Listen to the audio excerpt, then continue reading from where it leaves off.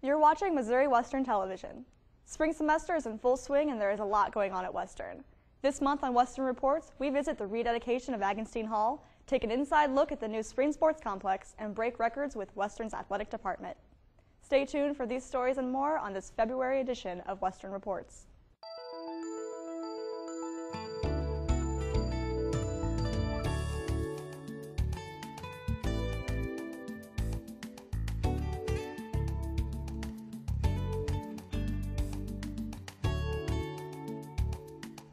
Thanks for joining us. I'm Mallory Edson.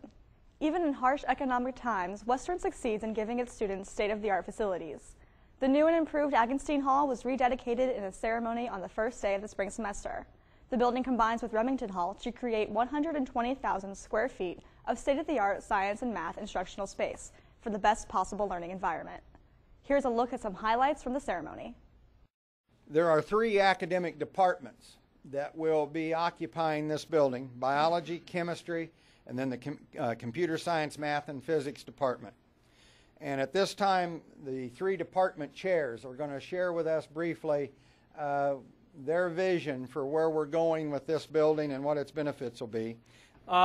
In chemistry, one of the things that we're most proud of about this new facility, both Remington and Agenstein Hall, is the laboratories, because we are a very laboratory-intensive department.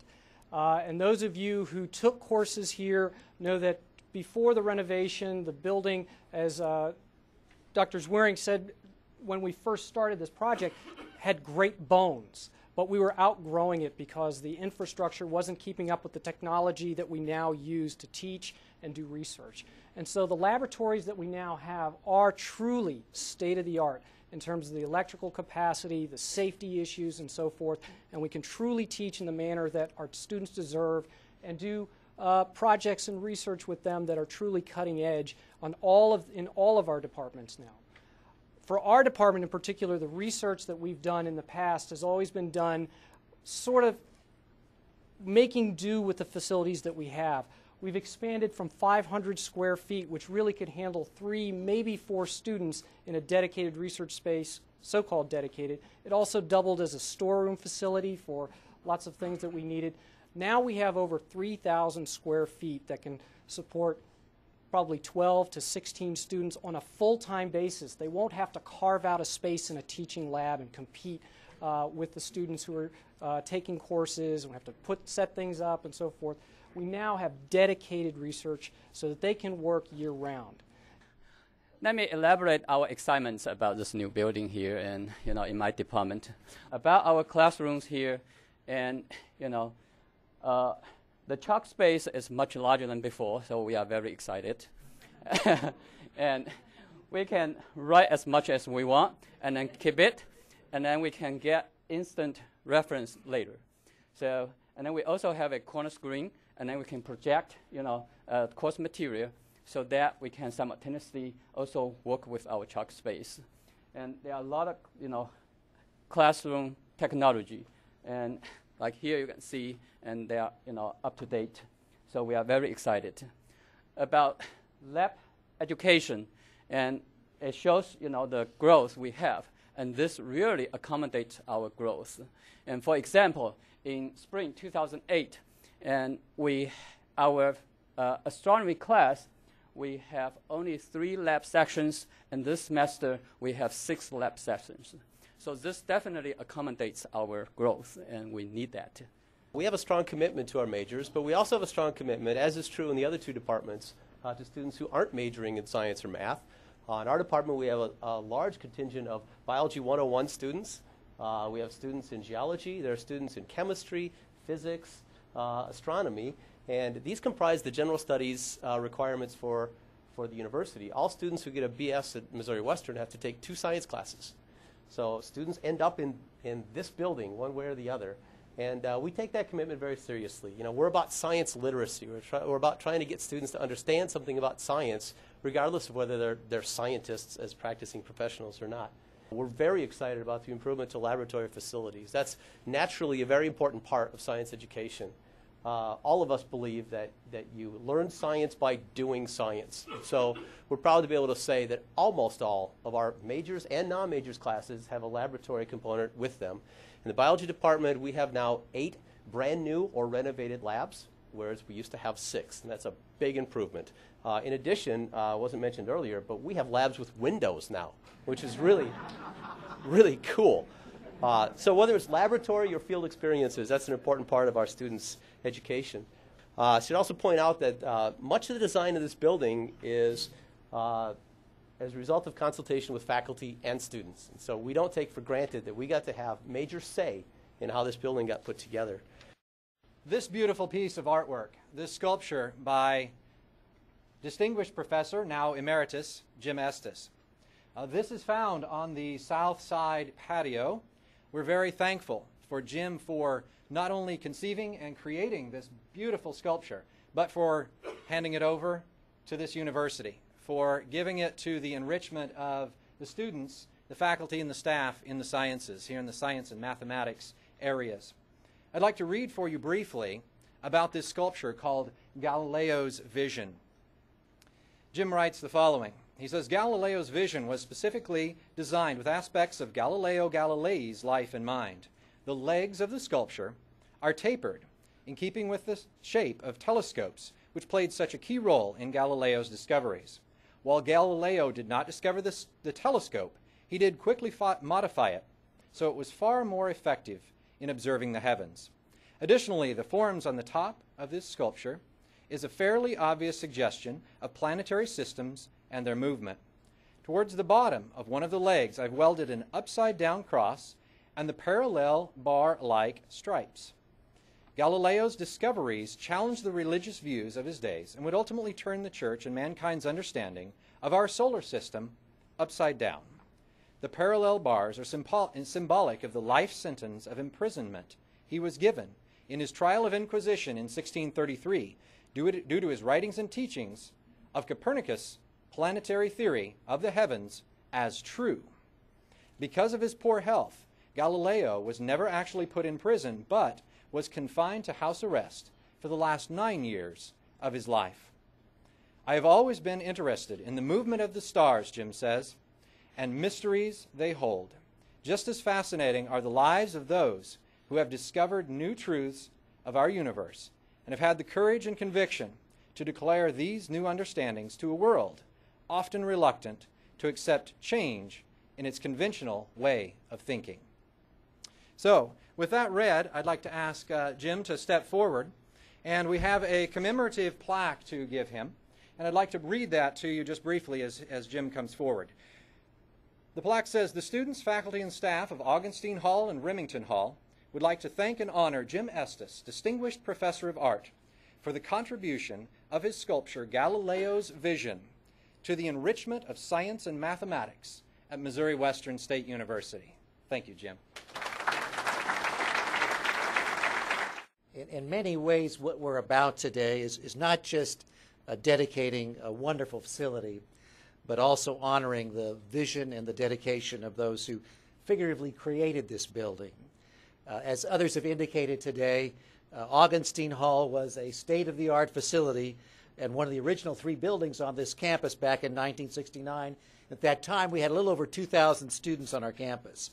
But more than 40 years have passed, and as we've indicated, our enrollment has about tripled in those 40 years, and our enrollments in math science majors has more than tripled in those 40 years, and certainly technology has advanced rapidly in those 40 years. But I'm happy to say that thanks to what I consider to be a rather miraculous facelift, Agenstein Hall is once again a state-of-the-art facility. After the building was named in his honor, Professor Agenstein wrote a letter to the St. Joseph News Press stating, "For my name to be included, I trust it shall mean we will keep the magic circle of learning of Missouri Western State College inclusive rather than exclusive and differentiated rather than identical, where respect for the individual is given priority, and all may learn the meaning of the words integrity, honesty, reliability, and hope."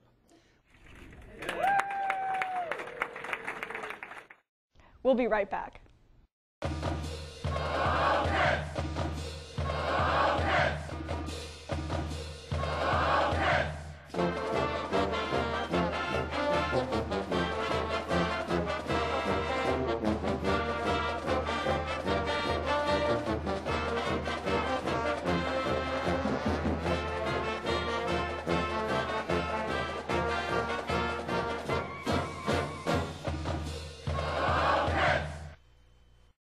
Do you ever wonder what goes on in the arts community in St. Joseph? There's a lot to offer, and Missouri Western's newest show, Art Beat, will highlight the cultural community in St. Joe. We'll bring you theater, music, museums, art, activities for kids, and much, much more. I'm Stacy Park. Please join me for Art Beat on Missouri Western Television at the times you see here. You can also watch us on the web at missouriwestern.edu/artbeat.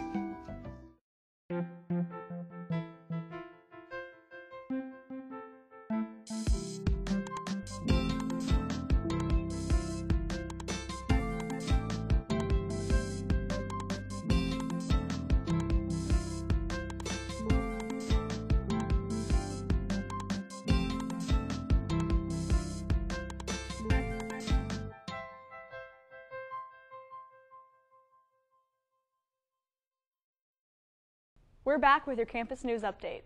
Missouri Western paid tribute to Martin Luther King Jr. this month with a series of events organized by the Center for Multicultural Education. One of the many activities scheduled to honor the civil rights activist was a day of volunteering. The director of the CME challenged the Western community to make King's birthday a day on, not off, by participating in volunteer projects around the area. Here's a look at what our students accomplished in remembrance of Dr. King. The quiz squares the theme is, what does peace mean to you? And kind of like, do you feel that MLK dream still lives on? And so we have diverse amount of students that's coming, stopping by today from 1 to 5, making their own quiz square. To me, I feel like his dream would be in vain if me as a young African American woman is not making expectations. So my expectations for me is to continue further my education by completing my bachelor's, pursuing my master's, and hopefully my doctorate one day, and then as well as being a drug major for justice and going back to my community and inspiring young men and women to follow my footsteps. I really think that Martin Luther King Day is all about getting together and volunteering for something bigger than yourself, and anybody can come out. At the end of the fall semester, student groups presented their results from summer research projects in a poster session. The projects were part of the annual Summer Research Institute, a Western program designed to bring students and faculty together to engage in scholarly research. Here's a look at the presentations. My name is Amanda Johnson, and I am a political science sociology major with an English lit minor, so very busy. And I actually started this paper about a year ago, but it was in kind of a different form. I started out researching if current policies and current ideologies and the executive branch influence the Supreme Court at all. And what that turned into is I was finding that these special interest groups and corporations were sending federal judges, including Supreme Court justices, on trips around to different resorts in the country where they were educated on issues that were currently going on relating predominantly to the economy and to the environment. And what I found out was that the area most affected by these trips was the environment, and that these corporations, usually, oil companies in particular, were funding these think tanks to, pay for judges to go on nice long 9-day vacations, and they were told about how the free market will fix environmental problems. And what we see now is very, very limited government and what they can do to help prevent environmental issues. And what I found is there is a significant link.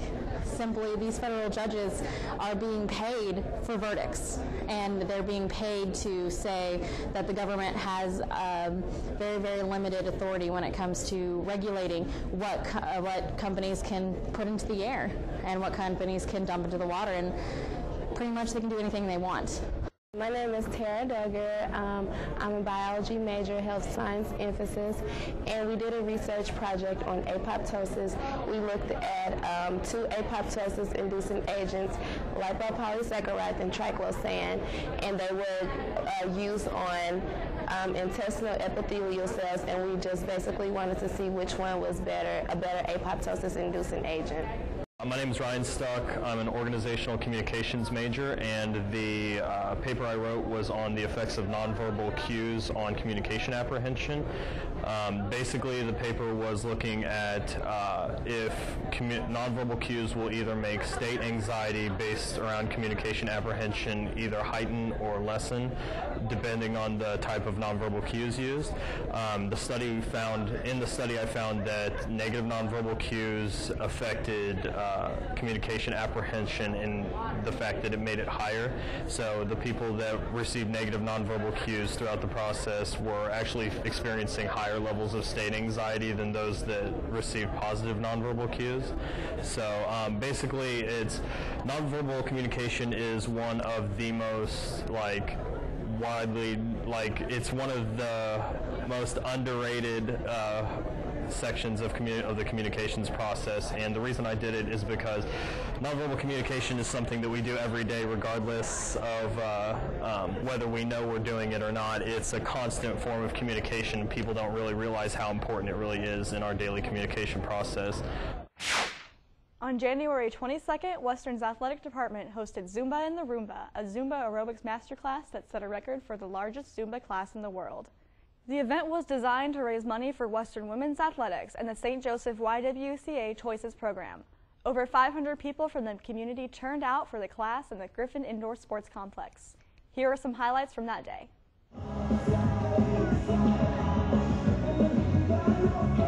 The summer house of the Kansas City Chiefs gives way to spandex Saturday. Welcome to Missouri Western's Zumba in the Roomba. Part salsa, part sizzle, part fun, part fundraiser. We needed a fundraiser for our women's athletic department and then also for the YWCA Choices program. And we've tried different things in the past, but we thought we would ride the Zumba wave that seems to be so hot right now and have a new fun way to raise that kind of money. Saturday, the crowd of nearly 500 danced their way into history. Griffin Indoor Sports Complex, now in the Guinness Book of World Records, hosting the largest Zumba crowd ever assembled. We broke the record. We had to get at least 250. We got 490 as the latest total that I heard. So we blew it out of the water, and we're going to try and beat that again next year.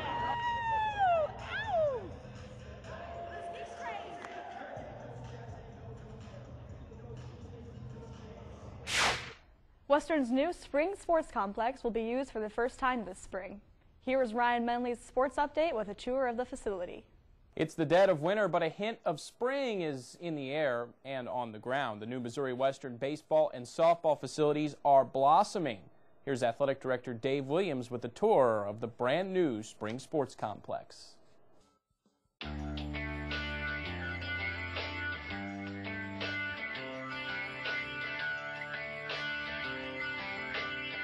Spring Sports Complex is a project we've been working on since May of 2008, when the university bonded the money through the Max Experience to give us initial startup money for the capital projects to build a on-campus baseball field and on-campus softball field.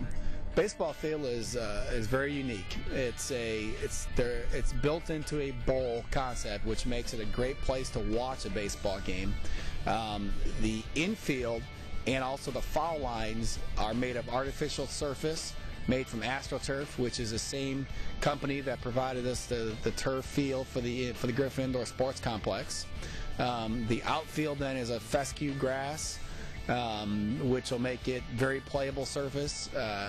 It's a big field. It's 330 down the line, going out to 400 to center field, and it will be one of the finest baseball fields in the MIAA and in the country for our level. The dugouts are professional dugouts. They're 65 feet long. They are inset into the ground about 2.5 feet. They have the special feature which is really good for Missouri baseball, in that they have heaters in the dugouts that will provide warmth for our players during the cold month of March and sometimes even February when we play home games. But they're major league quality dugouts, and they're really something that our players will really enjoy. Baseball field will seat 500 fans. The seat back chairs, there are 150 seat back chairs for baseball, and then bench seating for the remainder.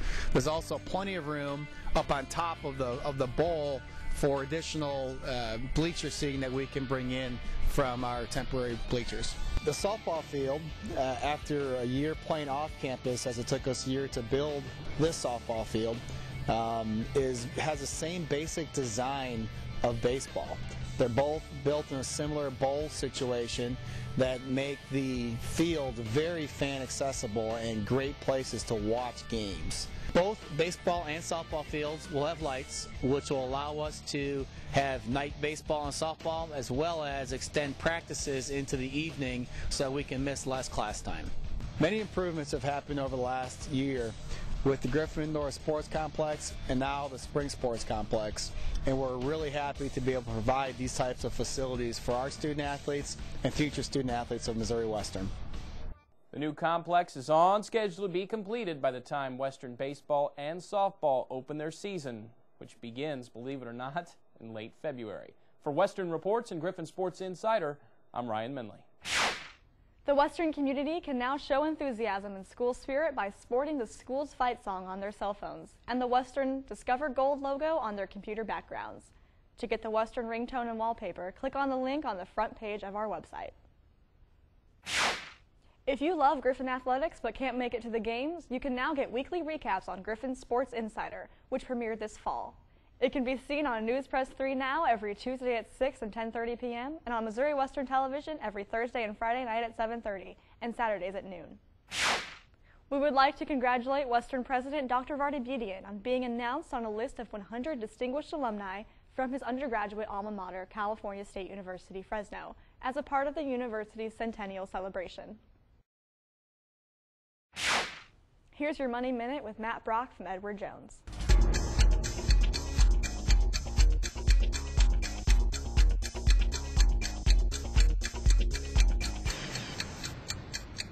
Hello everyone. The spotlight this month is on mutual funds. We've talked previously and briefly about owning equities or stocks or owning bonds, which are fixed income investments. A mutual fund is an option for us to invest in either of those two features, either bond mutual funds or equity mutual funds. The important thing to recognize is when we invest in a mutual fund, we don't have specific ownership, if it's an equity fund, of the stocks or companies that are represented in that mutual fund. Normally what we would do in the purpose of diversification is to own mutual funds that are going to own multiple companies to give us some protection from market volatility with the hopes that it will grow in the future. A fixed income or a bond mutual fund will do much like what a bond does, pay us a set rate of interest and a return with some market value appreciation, but it's important to remember we don't actually own the individual bonds that are held in those mutual funds. There are many mutual funds available in the marketplace to invest in, so as always it's very important to do your research and understand what you may be buying when you invest in a mutual fund, as far as what it owns, what the cost is, and whether or not there are any annual service fees for you to continue owning that mutual fund. As always, don't hesitate to call me if you have questions or speak to your financial advisor. Everyone, we'd like you to be aware that we do offer a monthly seminar at the East Hills Library here in St. Joseph in their theater, which is located on the lower level. Our meeting times are always from 5 to 6 p.m. The days are subject to change based on scheduling, and they normally will last about an hour. We do present pertinent and appropriate current investment topics and do open up the opportunity for question and answer if you have specific things you'd like some help with that perhaps we can build into a future seminar or presentation. Please call me at 816-364-0614 if you're in the St. Joseph area, or outside of the St. Joseph calling area. My toll-free number is 866-364-0614. If I'm not available, my associate Tammy Gwynn will be happy to answer your questions. And now for your upcoming events. Check out the All-Day Jazz Festival in Potter Hall on February 12th. Western Theater presents Eve Ensler's The Vagina Monologues, February 14th through 16th in Potter's Black Box Theater at 7:30 p.m. Proceeds from the play go to the YWCA Women's Shelter and Ensler's V-Day organization. Campus will be closed February 21st for the President's Day holiday. The deadline for summer graduation and Western scholarship applications is March 1st. Missouri Western Jazz Ensemble will perform at the Downtown Noon Concert Series on March 3rd at 12:10 p.m. at the First Presbyterian Church. Western's theater and music departments team up to present Phantom March 3rd through 5th at 7:30 p.m. and March 6th at 3:30 in Potter's Mainstage Theater. Spring break is March 13th through 20th. For the most current events at Western, check out the event planner on our website. Support Griffin Athletics. Check out GoGriffins.com for sports announcements and game times. We're out of time for this February edition of Western Reports. Be sure to watch us on Missouri Western Television every Tuesday, Thursday, and Sunday at 7 p.m. and Saturdays at 10 a.m. or online at missouriwestern.edu/imc/news. If you have any suggestions for our program, please email us at television@missouriwestern.edu. New programs air at the beginning of each month. I'm Mallory Edson. Thanks for watching.